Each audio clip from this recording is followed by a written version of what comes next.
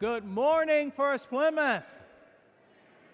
It is so good to see your faces. We're gathered here together to praise God and hear the story of faith once again. So the prayer is the same every week. That's something today. The music, the gathering, this beautiful works of art, the word proclaimed, the text read, will speak to you about love like never before. We'll speak to you about hope like never before. We'll speak to you about acceptance and community and belonging like never before, that you may experience divine life itself as we gather here. So pay attention. The Spirit of God is here because you're here. And now, let us worship.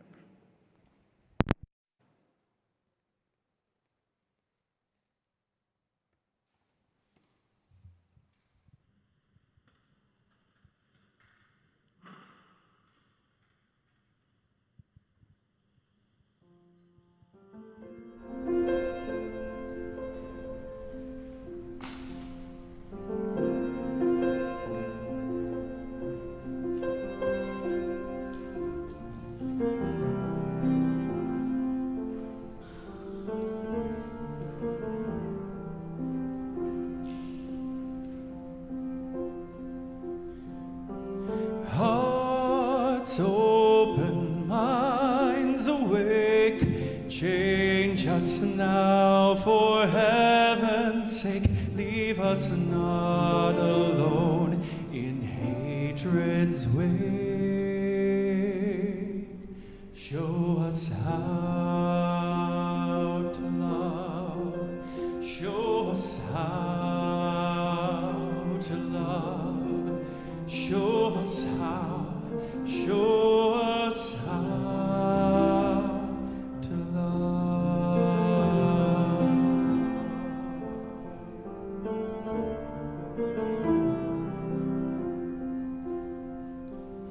Hearts open, souls awake, rules we made, we now must break with our very own lives at stake.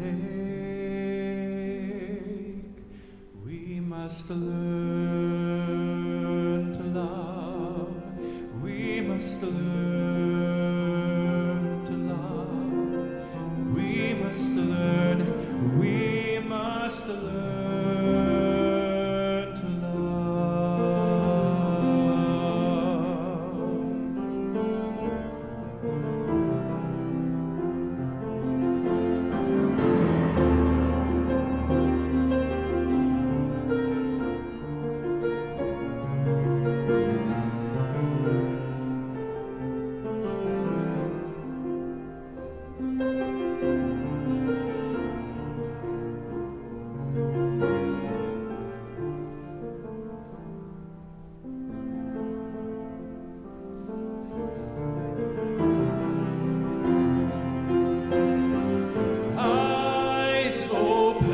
shocked awake, much to learn from our mistakes. Draw us closer in our heartache.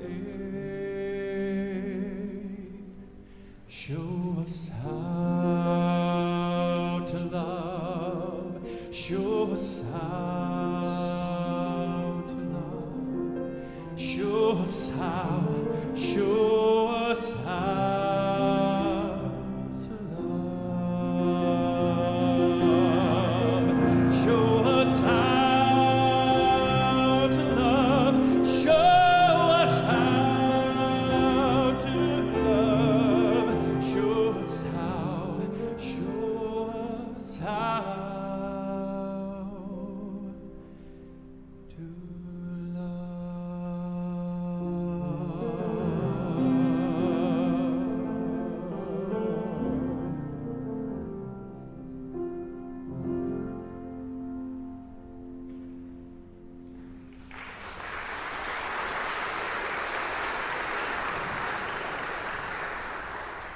Let us hear this word of the Lord from the Gospel according to John. This Gospel has these series of Jesus encounters real human beings all through this gospel. And it's almost like you could read through it and just see this encounter after encounter. Here's one of those. Early in the morning, he came again to the temple. All the people came to him, and he sat down and began to teach them. The scribes and the Pharisees brought a woman who had been caught in adultery, and making her stand before all of them, they said to him, "Teacher, this woman was caught in the very act of committing adultery. Now in the law, Moses commanded us to stone such women. Now what do you say?" They said this to test him, so that they might have some charge to bring against them. Jesus bent down and wrote with his finger on the ground. When they kept on questioning him, he straightened up and said to them, "Let everyone among you who is without sin be the first to throw a stone at her." And once again he bent down and wrote on the ground. When they heard it, they went away, one by one, beginning with the elders. And Jesus was left alone with the woman standing before him. Jesus straightened up and said to her, "Woman, where are they? Has no one condemned you?" She said, "No one, sir." And Jesus said, "Neither do I condemn you.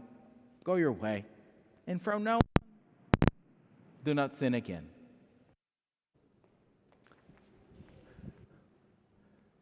Do you sense that I'm surrounded by more color?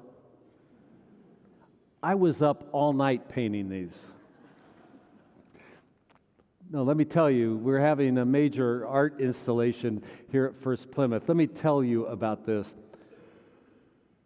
Edwin Carter Whites was on a trip through Europe and was taken aback by Byzantine stained glass windows.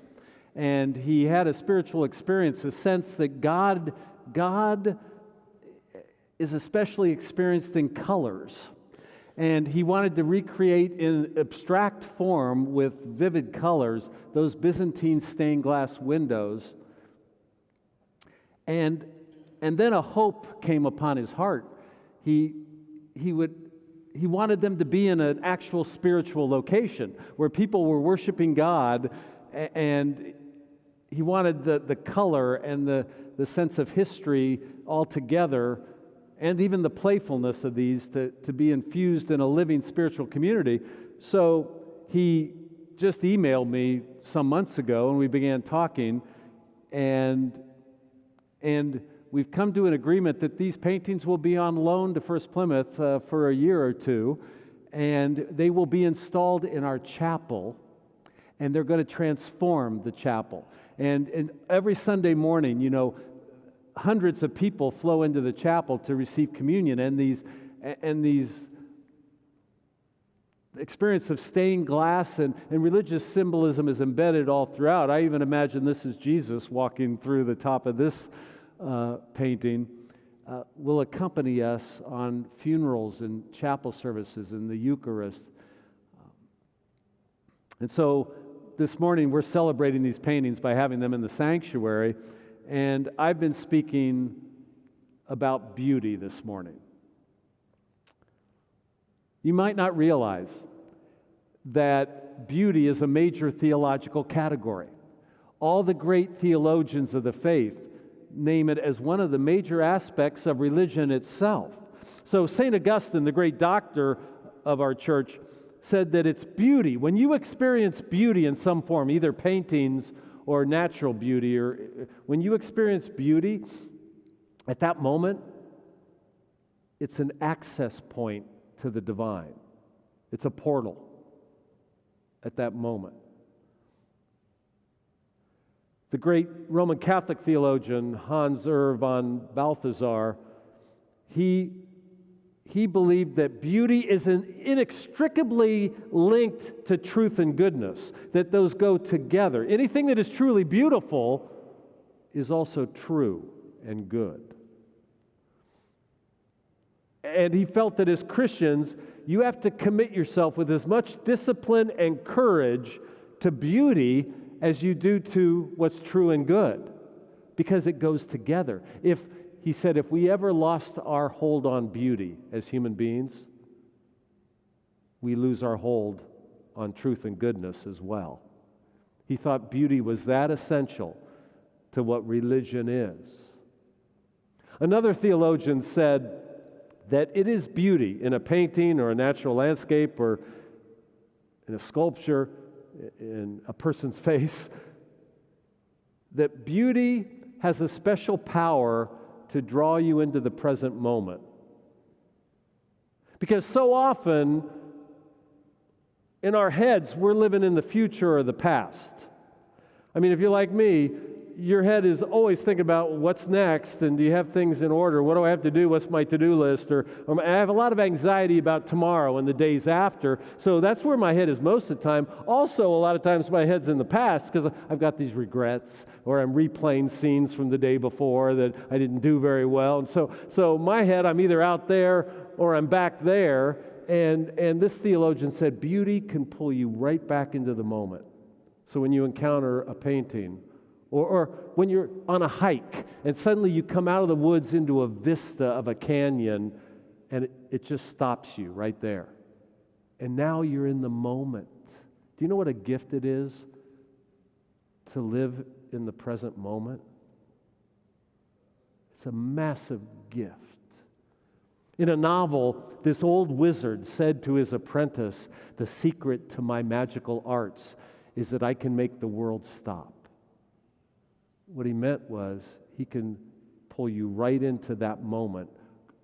Art has the ability to pull you into this moment, to make the world stop. It's always spinning out. David Bentley Hart is another great theologian in the Christian church, and he believes that passage you have in your hand right now is a full-on display of the beauty of Christ. He thinks that the beauty of Jesus is what is most essential. And this scene, I usually experience this scene as a really ugly scene. It's even heinous, but he describes it. It actually paints a portrait of a Jesus that is so beautiful, it captures your heart. So the scene is the scribes and Pharisees are yanking this woman out in front of Jesus in public. It's really gross. I mean, they're yanking this woman out, caught in adultery, and they just totally objectified her, and it's just a gross scene, and they yank her out in front of the crowd. This is horrible. And then they say to Jesus, you know, the law says to stone this woman. What do you say? They're trying to trap him in a wrong response. And then David Bentley Hart said, now look at Jesus. It's so beautiful. It'll make you want to cry almost. That his style in this scene, he just uses a type of cool irony towards them. Nothing's overdone. It's just, oh, let whoever is without sin be the first to throw a stone. Look at that style, that beauty, a way of being. Then he just bends down and draws in the sand. And one after one of those guys drop the stone and leave. And then now the woman's in front of him. And instead of heaping a sermon on her or moralizing about this whole thing or whatever, look at how beautiful this is. He just says, oh, go and live and do not sin. He would say that to anybody. You get that, right? He would say to any of us, go live your life and don't sin. There's nothing special or elaborate. This is what's so beautiful. I mean, she's having the worst day of her life, but he doesn't heap a whole lot of stuff on her. He just go and live and don't sin anymore. He'd say that to each one of us. So David Bentley Hart thinks that this scene is like a supernova display of his beauty to you. Now, I know we don't often talk about how beautiful Jesus is. And we forget that beauty is a key theological category. So like, you probably imagine that as a minister, I hope that you are accepting certain metaphysical assertions about Jesus, that's what's important. Some creed or doctrine about Jesus, that I want you to make sure you accept Him as your Lord and Savior, and that He's the only Son of God and the only unbegotten. But really what I most hope is you see how beautiful He is. Because if you see how beautiful He is, you'll be drawn to Him. Beauty is alluring. It's not coercive. It's not abstract. I know you think when you come to church that I want to make sure you believe in Jesus. We say this all the time. Are you a believer? Are you a believer? Do you believe in Jesus? And we make that sound like it's paramount. But I tell you, if you just think He's beautiful, it's enough to change your life. You'll be drawn to that. You want your own life to take on some of that beauty.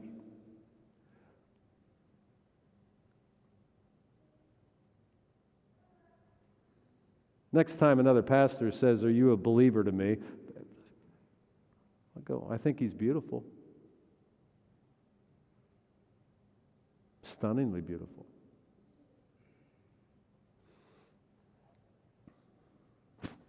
So, I put as the title of the sermon, "The Most Beautiful Thing in the World."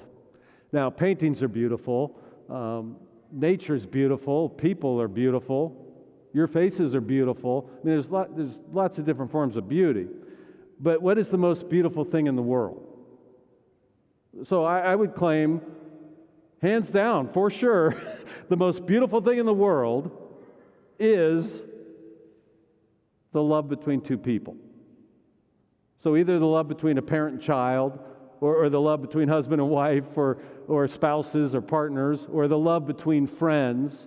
Okay, that's the most beautiful thing in the world. And then out of that essential beauty, it can begin to expand, and you can widen that circle, and love can begin to be shared in wider groups. Okay, but the most beautiful thing is the love first between two people.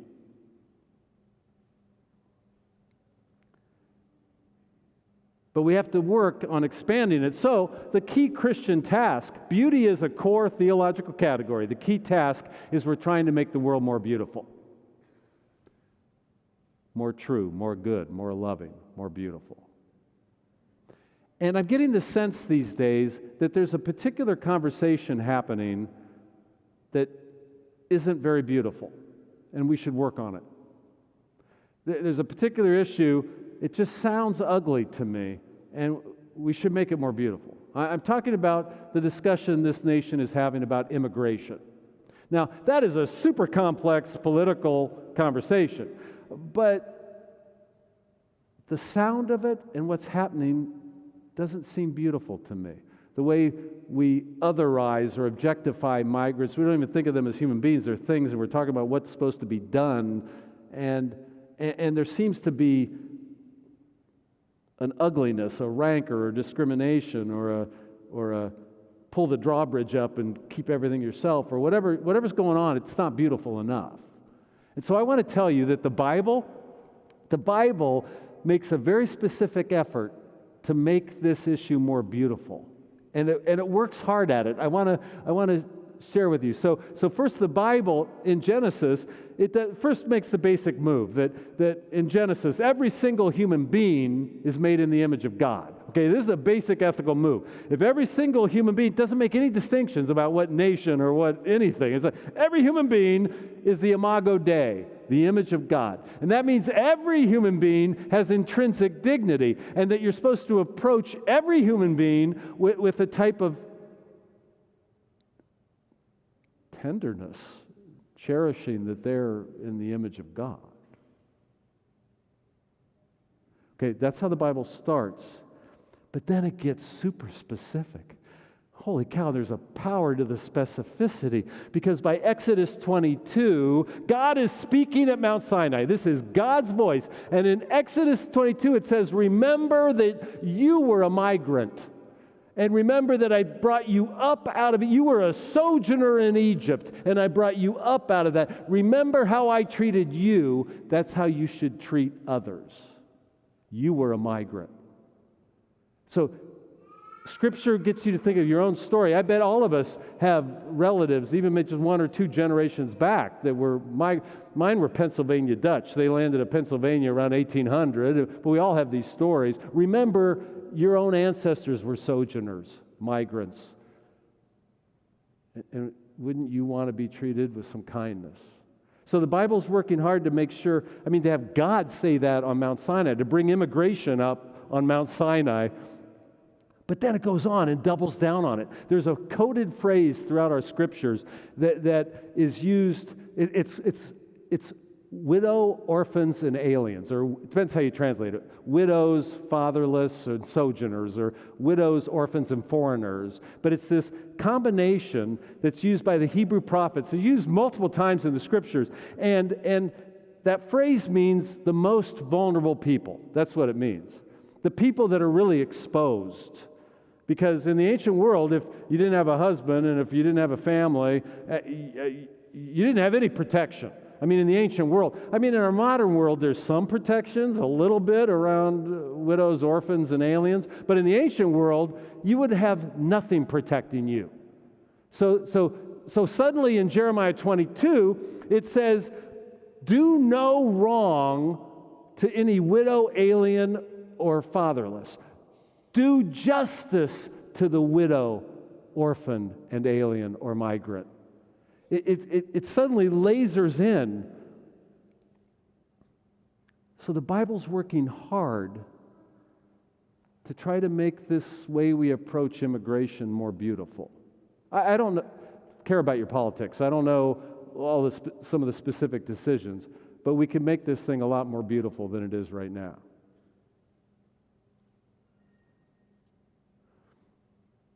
I've had a pet peeve lately, a way I think we could make the conversation at least more real.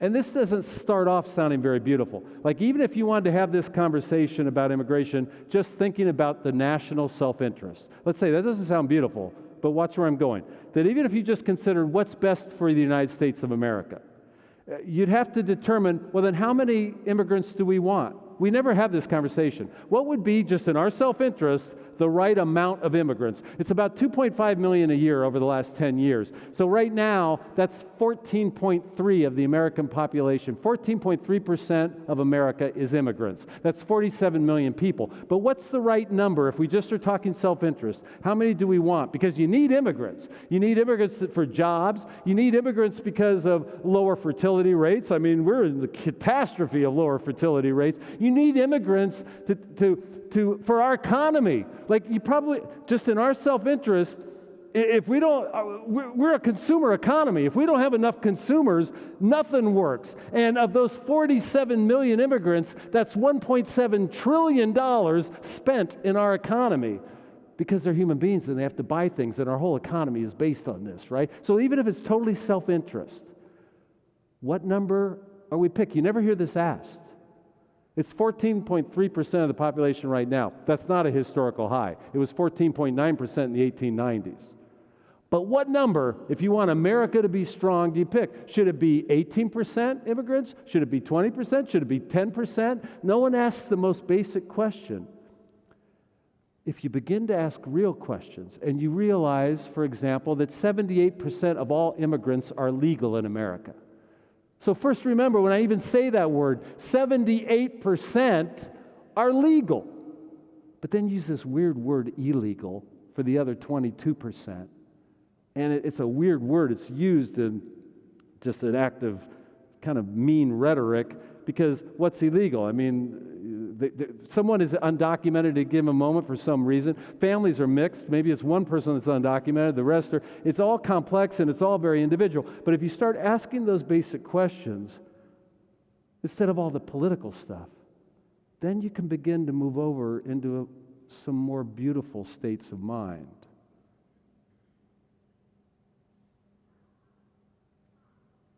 We just need to make this more beautiful. There was a theologian from Brazil named Ruben Alves. He worked with the poorest of base communities in Latin America.